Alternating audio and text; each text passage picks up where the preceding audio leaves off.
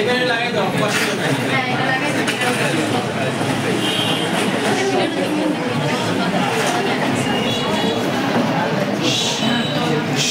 সবাই সাথে থাকি হ্যাঁ আসসালামু আলাইকুম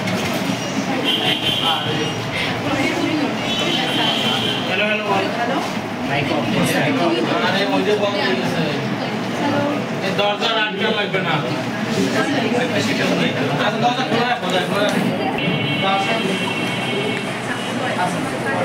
আসসালামু আলাইকুম আজকে বাটা রেসিডেন্সিয়াল হাই স্কুল কর্তৃক আয়োজিত এসএসসি পরীক্ষা 2025 উপলক্ষে বিদায় দোয়া অনুষ্ঠানে উপস্থিত সম্মানিত সভাপতি শেখ মোহাম্মদ নুরুন্নবী স্যার, সম্মানিত প্রধান শিক্ষক জহিরুল ইসলাম জয় স্যার, সহকারী প্রধান শিক্ষক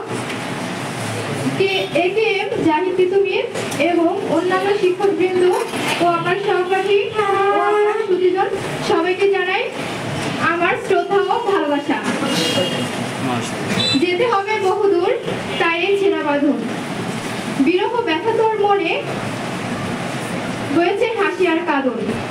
আজ ছেড়ে চলেছি সকল মায়ার সুশাসন, সম্মুখে দাঁড়িয়ে দিতে বিদায়ী স্মৃতিচারণ। আজকে বিদায় অনুষ্ঠান আমাদের সবার জন্যই স্বাভাবিকভাবে এই দিকটা বেদনা বিধুর, কিন্তু একদিকে এটা যেমন কষ্টদায়ক, অন্যদিকে এটা সম্ভাবনার। এই বিদায়ের মাধ্যমে আমরা যেমন নতুন জীবনে পা দিতে যাচ্ছি, সেটা একটা প্রবেশদ্বারী বিদায় অনুষ্ঠান। এখানে উপস্থিত সকল শিক্ষকবৃন্দ আজ প্রায় 4 বছর ধরে আমাকে নানা ধরনের শিক্ষা দিয়েছেন প্রকৃত মানুষ হিসেবে গড়ে ওঠার। শিক্ষা দিয়েছেন কিভাবে মানবিক হওয়া যায়, কিভাবে অন্যকে ভালোবাসা যায়, কিভাবে দেশের সেবা করা যায়। এই 4টা বছর শিক্ষা অর্জনের মাধ্যমে অনেক কিছু শিখতে পেরেছি।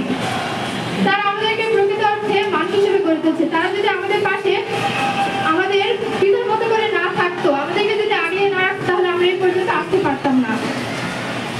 বিশেষ করে আমাদের 8 থেকে 10 পর্যন্ত বিশেষ যত্ন সহকারে আমাদেরকে বড় করে তুলেছেন। আমাদের বেশি কষ্ট দিয়ে করেছেন হচ্ছে হাসান স্যার, শৈলী মিস, লিজা মিস। ওনাদের অবদান আমরা কখনোই ভুলতে পারবো না। তাছাড়া অন্যান্য শিক্ষকরা আমাদের নানাভাবে সাহায্য সহযোগিতা করেছেন, তাদের কথা কখনো ভোলার মতো না। তাদের আদর্শেই আমরা আমাদের বাকি জীবনে প্রতিফলিত করব। কবি রবীন্দ্রনাথ ঠাকুরের একটা কথা আছে, সময় যদি যাই ফুরিয়ে হেসে বিদায় করো তাকে। এখন আমাদের বিদায় নেওয়ার সময় হয়ে এসেছে। এই বিদায়ের মাধ্যমে আমরা আমাদের জীবনে এগিয়ে যাব। এছাড়াও আমাদের একসাথে আমরা পড়াশোনা করেছি, আমার সহপাঠীরা একসাথে কত আনন্দ করেছি,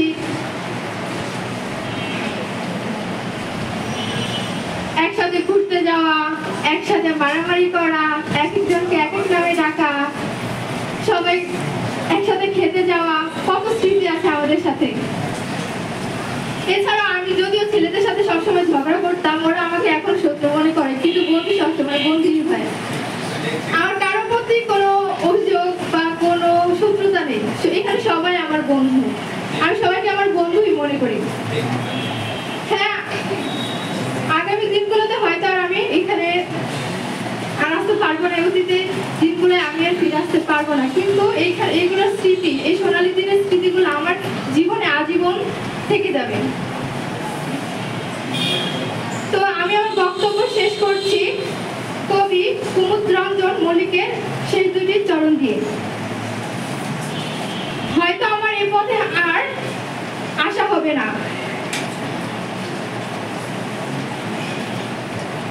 হয়তো আমার এ পথে আর